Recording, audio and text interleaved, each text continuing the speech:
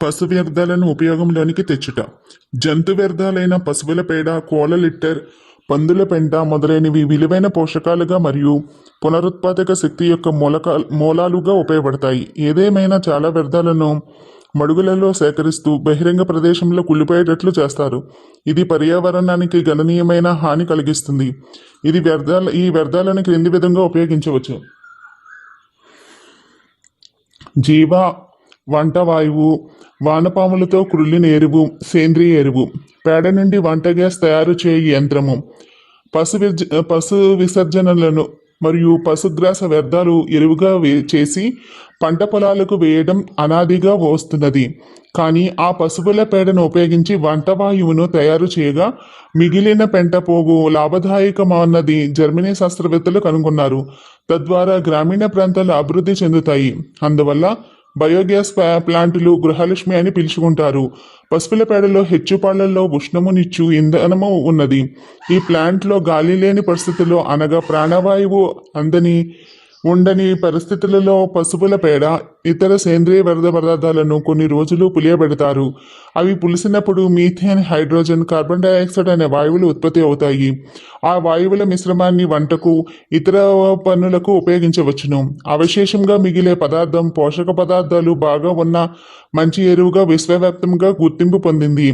Biogas ప్లాంట్లో ముఖ్యంగా నుయ్యిలాగా సిమెంటుతో కట్టబడిన భాగము ముఖ్యమైనది.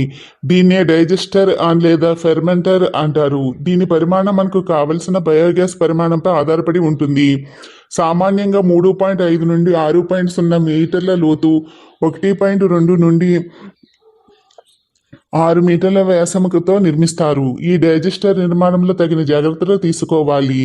దీన్ని కట్టడంలో ఏమైనా లోపాలు ఉంటే అవి బయోగ్యాస్ ప్లాంట్ పనితీరుపై చెడు ప్రభావం చూపుతాయి. ఈ డైజెస్టర్ మధ్యకు విడదీస్తూ ఒక గోడ కడతారు. ఇది ఒకవైపు నీటితో కలిపిన పశువుల పేడ పడటానికి, రెండో వైపు డైజెస్ట్ అయిన చిక్కని స్లర్రీ లేదా బయోగ్యాస్ వ్యర్థాలు విసర్జితాలు పడటానికి ఉంటుంది. ఇది సామాన్యంగా పేడ, స్లర్రీ మిశ్రమాలతో మునిగి ఉంటుంది. డైజెస్టర్కు ఒక ప్రక్కన పేడ సమపాళ్ల నీళ్లతో కలుపుకోవడానికి వీలైన తొట్టె, దాని నుండి ఆ పేడ నీళ్ల మిశ్రమము డైజెస్టర్ అడుగు భాగానికి వెళ్ళుటకు అనువుగా ఒక సిమెంటు గొట్టము అమర్చబడి ఉంటుంది. అదేవిధంగా డైజెస్టర్ రెండో ప్రక్కన కరిగిన పేడ డైజెస్టర్పై చిక్కని పదార్థమును బయోగ్యాస్ ప్లాంట్ వ్యర్థాలు, విసర్జితాలు లేదా బయోగ్యాస్ ఎరువు అంటారు. దీనిని పెంటగోతిలోనికి వెళ్లే విధంగా ఏర్పాటు చేసుకుంటారు.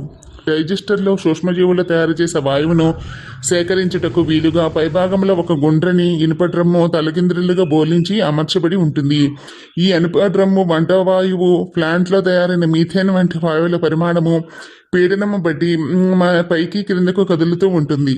ఈ కదలికలో ఇనుప డ్రమ్ము పక్కకు పొంగకుండా మరియు డైజెస్టర్ క్రింది భాగానికి తగలకుండా కట్టడంలో జాగ్రత్తలు తీసుకుంటారు.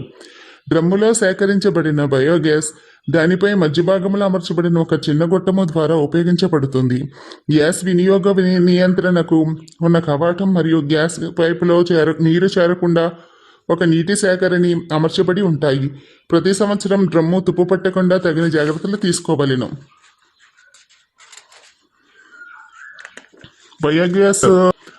బయోగ్యాస్ ప్లాంట్లో వాడే పశువుల పేడ నుండి మీథేన్ వాయువు వంట చేసుకోవడానికి, విద్యుత్ దీపాలు వెలిగించుకోవడానికి మరియు యంత్రాలు నడపడానికి ఉపయోగపడుతుంది. దీనివల్ల వంట చెరకు విద్యుత్ ఆదా అవుతుంది. మీథాన్ వాయువు విడుదల పూర్తి అయిన తర్వాత మిగిలిన పేడ మామూలు పేడ కన్నా ఎక్కువ పోషక విలువలు కలిగి ఉంటుంది. దీని వాడకం వల్ల పైర్లు మరింత దిగుబడినిస్తాయి. బయోగ్యాస్ ప్లాంట్ ఆరోగ్యకరమైన, పరిశుభ్రమైన పరిస్థితులలో పనిచేయడం వలన చెడు వాసన రాదు. ఈగల, దోమలు బెరుదలు నివారించబడుతుంది. రైతుల జీవన శైలిలో మార్పుకు దోహదపడుతుంది. బయోగ్యాస్ తయారీలో తీసుకోవాల్సిన జాగ్రత్తలు: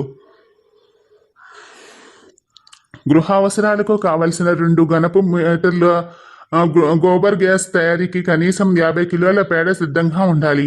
దాని కొరకు కనీసం పశువుల సంఖ్య 5కు తగ్గకుండా ఉండాలి. వంటగదికి గోబర్ గ్యాస్ ప్లాంట్ 20 మీటర్ల దూరానికి ఎక్కువ కాకుండా ఏర్పరచుకోవాలి. వాడే పశువుల పేడలో గల చెత్త చెదారాన్ని తీసివేసి పేడ పరిమాణానికి సమాన పరిమాణంలో నీటితో కలిపి ప్లాంట్లోనికి ప్రవేశపెట్టాలి. పశువుల పేడకు బదులుగా పంది, కోళ్ల విసర్జనలు, మానవ విసర్జనలు కూడా వాడుకోవచ్చు. అంతేకాక వృక్ష సంబంధ సేంద్రియ పదార్థాలు కూడా వాడుకోవచ్చు. కానీ వాయువు విడుదలలో సమస్యలు తలెత్తే అవకాశాలున్నాయి. ఖాదీ గ్రామీణ పరిశ్రమల కమిషనర్ వారు పల్లెలలో గోబర్ గ్యాస్ ప్లాంట్ల నిర్మాణానికి అవసరమైన సాంకేతిక సహాయం అందజేస్తారు. ప్రతి జిల్లా కేంద్రంలో గల ఎన్ఈడిసిఏపి వారిని ఇతర వివరములు సహాయం కొరకు సంప్రదించవలెను. వర్మీ కంపోస్టింగ్ సేంద్రియ శిథిలాలను ప్రాణవాయువు రహితంగా మురగబెట్టు ప్రక్రియను వర్మీ కంపోస్టింగ్ అంటారు. నేలను సారవంతం చేయడానికి మరియు ఉత్పాదకత పెంచడానికి ఈ ప్రక్రియ చాలా ముఖ్యమైనది.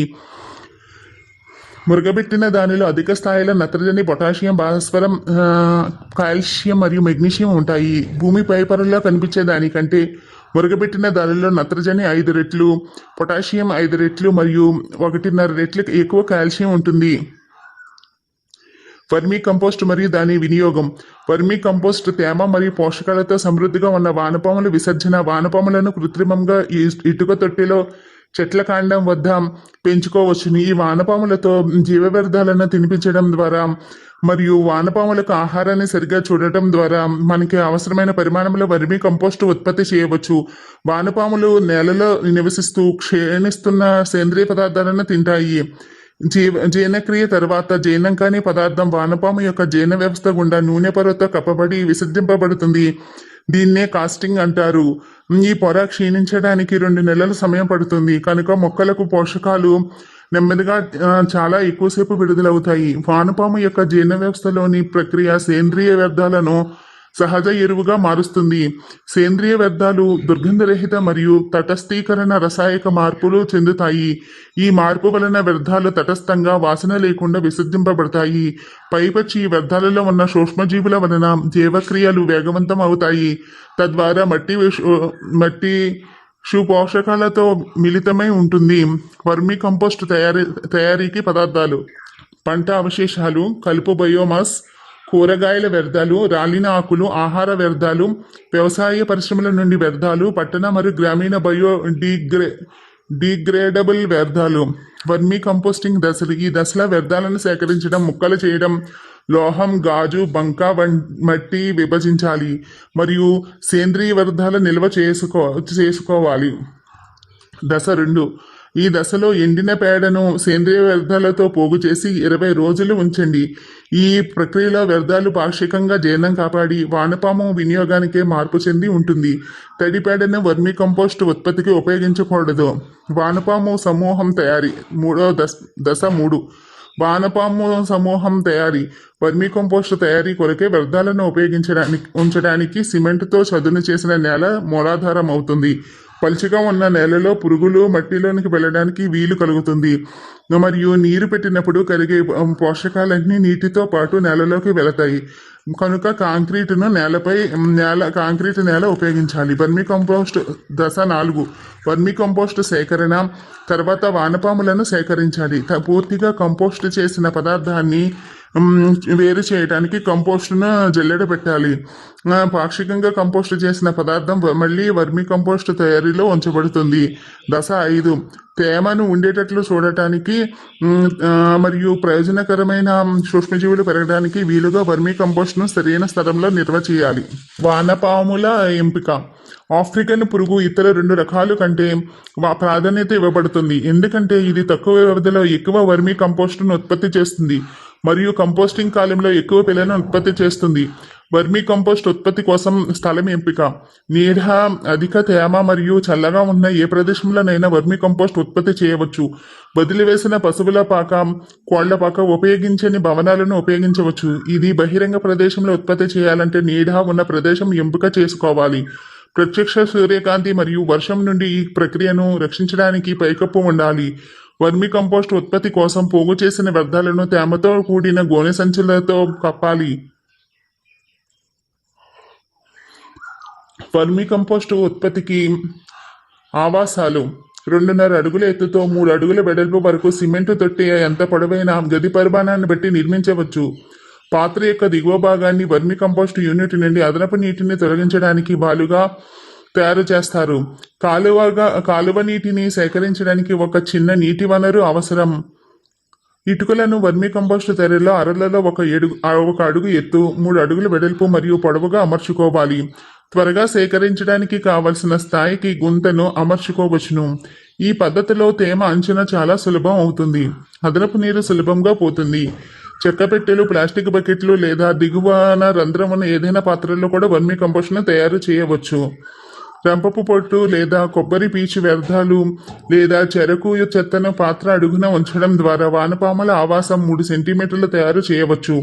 వానపాముల ఆవాసం మీద చక్కటి ఇసుక 3 సెంటీమీటర్ల పొరను పరచాలి. తర్వాత తోటమట్టి పొరను పరచాలి. అన్ని పొరలను నీటితో తడపాలి.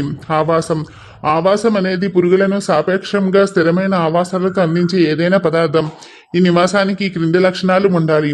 అధిక శోషణ. వానపాములు వాటి చర్మం ద్వారా ఊపిరి పీల్చుకుంటాయి కనుక వాటి మనుగడకు తేమతో కూడిన వాతావరణం ఉండాలి. చర్మం ఎండిపోతే అవి చనిపోతాయి. అవి వృద్ధి చెందాలంటే ఆవాసము తప్పనిసరిగా నీటిని బాగా గ్రహించి నిలుపుకోగలగాలి.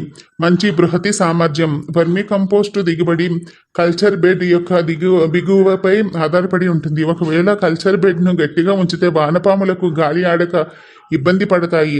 తద్వారా మంచి ఎరుపు తయారవ్వదు. తక్కువ మాంసకృతులు మరియు నత్రజని పదార్థములు. వానపాములు కల్చర్ బెడ్ వ్యర్థాలను సంగ్రహిస్తూ బ్రతుకుతాయి. కాగా ఇది నెమ్మదిగా జరిగే ప్రక్రియ. అధిక మాంసకృతులు నత్రజని ఉంటే వ్యర్థాలు వేగంగా విచ్ఛిన్నం జరిగి అధిక వేడి ఉత్పత్తి అవుతుంది. ఇది వానపాములకు శ్రేయస్కరం కాదు. అవసరాలు: గృహ వసతి. పురుగులను అధిక సూర్యకాంతి మరియు వర్షం నుండి రక్షించడానికి గోశాలలు, కోళ్లపాకులు లాంటివి అవసరం. పాత్రలు: సిమెంట్ ట్యాంకులను నిర్మించాలి. వీటిని విభజించే గోడ ద్వారా సకానికి వేరు చేయాలి. ప్రాథమికంగా కుళ్ళిపోవటానికి మరో ట్యాంకులను కూడా నిర్మించాలి. సాధారణ ఆవాసపు పదార్థం: రంపపు పొట్టు, శోషకం తక్కువ మధ్యస్థం, బృహతి పాత్ర తక్కువ మధ్యస్థ, కర్బనం నత్రజని నిష్పత్తి 142:750. హే సాధారణ నీడలో ఎండలిన గది తక్కువ మధ్యస్థం 15:32. ఆవాసపు పదార్థం: గడ్డి సాధారణం, శోషకం తక్కువ, బృహతి పాత్ర మధ్యస్థ మంచి, కర్బనం నత్రజని నిష్పత్తి 48:150. ఆవాసపు పదార్థం: గుర్రపు ఎరువు, శోషకం మధ్యస్థ మంచి, బృహతి పాత్ర మంచి, కర్బనం నత్రజని నిష్పత్తి 22:56. వర్మీ కంపోస్ట్ ఉత్పత్తికి ఎంపిక: పశువుల పేడ, వ్యవసాయ వ్యర్థాలు, వంట అవశేషాలు, కూరగాయల విక్రయ కేంద్ర వ్యర్థాలు, పూల వ్యర్థాలు, వ్యవసాయ పారిశ్రామిక వ్యర్థాలు, పండ్ల విక్రయ కేంద్ర వ్యర్థాలు మరియు అన్ని ఇతర జీవ విచ్ఛిన్న వ్యర్థాలు వర్మీ కంపోస్ట్ ఉత్పత్తికి అనుకూలంగా ఉంటాయి. పశువుల పేడను వర్మీ కంపోస్ట్ ఉత్పత్తికి ఉపయోగించే ముందు ఎండబెట్టాలి. వ్యర్థాలను పాత్రలో ఉంచటం: ముందస్తుగా వ్యర్థ పదార్థం బరువు ఘనపరిమాణం ద్వారా 30% పశువుల పేడతో బురదగా ఉండాలి. మిశ్రమ వ్యర్థాలను తొట్టే అంచు వరకు ఉంచాలి. తేమ స్థాయిని 60% ఉండేటట్లు చూడాలి. ఈ పదార్థం మీద ఎంచుకున్న వానపాము ఏకరీతిలో ఉంచబడుతుంది. 1 మీటరు ఇంటూ 0.5 మీటర్లు 1 కిలోగ్రాం పురుగులకు అవసరం. వానపాములను వ్యర్థాల లోపల ఉంచాల్సిన అవసరం లేదు. వానపాము సొంతంగా లోపలికి కదులుతుంది. వర్మీ సమూహంకు నీరు పెట్టడం: వర్మీ సమూహం కోసం రోజువారీ నీరు పెట్టాల్సిన అవసరం లేదు. కనీసం 60% తేమను కాలమంతా కొనసాగించాలి. అవసరం వస్తే నీరు పోయడం కంటే సమూహం మీద నీరు చల్లుకోవాలి. వర్మీ కంపోస్టు పంటకు ముందు నీరు పెట్టడం ఆపాలి. వర్మీ కంపోస్టు పంట కంపోస్టింగ్ యొక్క తొట్టి పద్ధతిలో పైపొరపై ఏర్పడిన సేంద్రియ పదార్థములు క్రమానుగతంగా సేకరిస్తారు. సేకరణ వారానికి ఒకసారి చేపట్టవచ్చు. వానపాముల పంట: వర్మీ కంపోస్ట్ ఉత్పత్తి తర్వాత పాత్రలో ఆవాసంలో ఉన్న వానపాము ట్రాపింగ్ పద్ధతి ద్వారా పండించవచ్చు. వర్మీ ఆవాసంలో కంపోస్టును చేయడానికి ముందు చిన్న తాజా ఆవు పేడ బంతిని తయారు చేసి ఆవాసం లోపల 5 లేదా 6 ప్రదేశాలలో పెడతారు. 24 గంటల తర్వాత ఆవు పేడ బంతిని తొలగించాలి. పురుగులన్నీ బంతికి అంటుకొని ఉంటాయి. ఆవు పేడ బంతిని ఒక బకెట్ నీటిలో ఉంచడం వల్ల అంటుకొని ఉన్న పురుగు వేరే అవుతుంది. సేకరించిన పురుగులు తదుపరి విడత కంపోస్టింగ్ కోసం ఉపయోగించబడతాయి. వర్మీ కంపోస్ట్ యొక్క పోషక విలువ సేంద్రియ కార్బనము 9.5 to 17.98%, నత్రజని 0.5 to 1.50%, భాస్వరము 0.1 to 0.30%, potassium 0.15 to 0.56%, sodium 0.06 to 0.30%, calcium మరియు మెగ్నీషియం 22.67 నుండి 47.60 100 గ్రాములు, రాగి 2 లేదా 9.50 మిల్లీగ్రాములు 1 కేజీ, ఐరన్ 2 లేదా 9.30 మిల్లీగ్రాములు 1 కేజీ, జింక్ 5.70 లేదా 11.50 మిల్లీగ్రాములు 1 కేజీ, సల్ఫర్ 128 లేదా 548 మిల్లీగ్రాములు 1 కేజీ. వర్మీ కంపోస్ట్ నిల్వ మరియు ప్యాకింగ్. పండించిన వర్మీ కంపోస్ట్ చీకటి చల్లటి ప్రదేశంలో నిల్వ చేయాలి. దీనికి కనీసం 40% తేమ ఉండాలి. కంపోస్ట్ చేసిన పదార్థంపై సూర్యరశ్మి పడకూడదు. వర్మీ కంపోస్ట్ యొక్క ప్రయోజనాలు. వర్మీ కంపోస్ట్ అవసరమైన అన్ని మొక్కల పోషకాలతో సమృద్ధిగా ఉంటుంది. మొక్కల పెరుగుదలపై అద్భుతమైన ప్రభావాన్ని అందిస్తుంది. కొత్త పెరుగుదలను ప్రోత్సహిస్తుంది. రెమ్మలు, ఆకులు మరియు ఉత్పత్తి యొక్క నాణ్యత మరియు జీవితకాలం మెరుగుపరచబడుతుంది. ఇది నేల నిర్మాణం, ఆకృతి, వాయువు మరియు నీటిని బట్టి ఉంచే సామర్థ్యాన్ని మెరుగుపరుస్తుంది. నేల కోత, భూక్షయాన్ని నిరోధిస్తుంది. మట్టిలో వానపాము యొక్క చర్య. ఇది నేల రక్షణను తటస్థీకరిస్తుంది. ఇది పోషక నష్టాలను నివారిస్తుంది మరియు రసాయన ఎరువుల వినియోగ సామర్థ్యాన్ని పెంచుతుంది. వర్మీ కంపోస్ట్ వ్యాధికారక విషమూలకాలు, కలుపు విత్తనాలు మొదలైన వాటిని కలిగి వర్మీ కంపోస్ట్ తెగులు మరియు వ్యాధుల సంభవాన్ని తగ్గిస్తుంది. ఇది మట్టిలో సేంద్రియ పదార్థాలు కుళ్ళిపోవడాన్ని పెంచుతుంది. ఇది విలువైన విటమిన్లు, ఎంజైమ్లు మరియు ఆక్సిజన్, గిబ్బెరెలిన్స్ వంటి హార్మోన్లను కలిగి ఉంటుంది.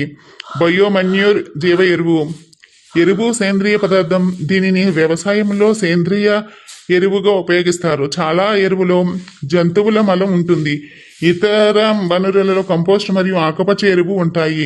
మట్టిలోని బ్యాక్టీరియా, శిలీంధ్రాలు మరియు ఇతర జీవులచే ఉపయోగించబడే సేంద్రియ పదార్థాలు మరియు నత్రజని వంటి పోషకాలను జోడించడం ద్వారా నేల యొక్క ఉత్పాదకతను దోహదం చేస్తాయి. అధిక జీవులు అప్పుడు నేల ఆహార వనరులు కలిగి ఉన్న జీవిత శిలీంధ్రాలను మరియు బ్యాక్టీరియాను తింటాయి. ఆర్గానిక్ మన్యూర్ పంట మట్టి నుండి పెద్ద మొత్తంలో మొక్కల పోషకాలను తొలగిస్తుంది. ముఖ్యంగా ప్రస్తుత పంట ఉత్పత్తి విధానంలో నత్రజని, భాస్వరం మరియు పొటాషియం వంటి పోషకాలు సంవత్సరానికి 125 కిలోల చొప్పున తొలగించబడతాయి. భారతీయ నేలలో సేంద్రియ పదార్థాలు మరియు మొక్కలకు అవసరమైన ప్రధాన పోషకాలు తక్కువగా ఉన్నాయి. నేల ఉత్పత్తి మరియు ఉత్పాదకతకు సేంద్రియ పదార్థం కీలకం. సేంద్రియ పదార్థం లేనప్పుడు భూమి కేవలం ఇసుక, మట్టి మరియు బంకమట్టి మిశ్రమంగా జడ పదార్థంగా మాత్రమే పరిగణించబడుతుంది. సేంద్రియ పదార్థం ఈ జడ మిశ్రమంలో ఈ జీవ కార్యకలాపాలను ప్రోత్సహిస్తుంది. నేల యొక్క భౌతిక, రసాయన మరియు జీవ లక్షణాలపై సేంద్రియ పదార్థం యొక్క ప్రభావం ఎక్కువ. మట్టిలో సేంద్రియ వ్యర్థాలను క్రమం తప్పకుండా పునర్వినియోగం చేయడం తప్పనిసరి. సాంప్రదాయ వ్యవసాయంలో భారతదేశంలో తరతరాలుగా మొక్కల మరియు జంతువుల వ్యర్థాలను మొక్కల పోషకాలకు ఉపయోగిస్తుండేవారు.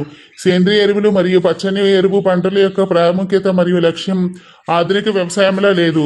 ఆర్గానిక్ మన్యూర్ యొక్క ప్రయోజనాలు. సేంద్రియ ఎరువు మొక్కలకు అవసరమైన అన్ని పోషకాలకు పరిమిత పరిమాణంలో అందిస్తుంది. ఇది నేలలో నిష్పత్తి నిర్వహించడానికి సహాయపడుతుంది మరియు నేల యొక్క ఉత్పత్తి మరియు ఉత్పాదకతను కూడా పెంచుతుంది. ఇది నేల యొక్క భౌతిక, రసాయన మరియు జీవ లక్షణాలను మెరుగుపరుస్తుంది. ఇది నేలల నిర్మాణం మరియు ఆకృతి రెండింటినీ మెరుగుపరుస్తుంది. ఇది నేల యొక్క నీటి నిల్వ సామర్థ్యాన్ని పెంచుతుంది. జీవ సంబంధ కార్యకలాపాల పెరుగుదల కారణంగా తక్కువ లోతులో ఉన్న పోషకాలు మొక్కలకు అందుబాటులో ఉంచబడతాయి. తేమ యొక్క బాష్పీభవన నష్టాలను తొలగిస్తుంది.